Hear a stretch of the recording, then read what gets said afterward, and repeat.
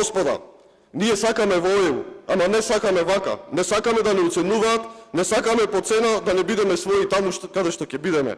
Наместо нас да не убедувате дека црното е бело, а белото е црно.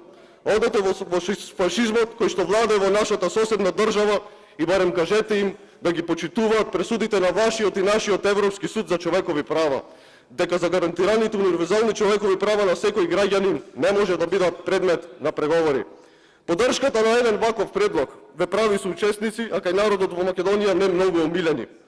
Ова ви го кажувам тука од оваа говорница во најдобра намера. Огромното мнозинство од македонци во Република Македонија не го поддржуваат овој предлог, не заради тоа што се против Европската Унија, туку заради тоа што сакаат да се ги заштитат своите културни, јазични и историски карактеристики. Имаат право на тоа.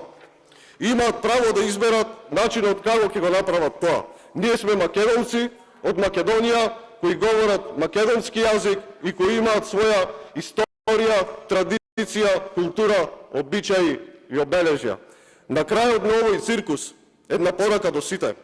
Многу окупатори во минатото ја газеле оваа земја. Многу војски се живувале врз македонците, албанците, турците, србите и сите народи кои што живеат во Република Македонија.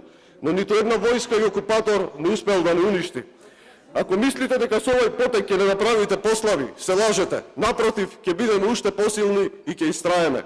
Никој не победил народ. Овој народ живеел и ќе живее. Оваа земја обстоила и ќе обстои. Да живее Република Македонија. А овој предлог треба да заврши вака.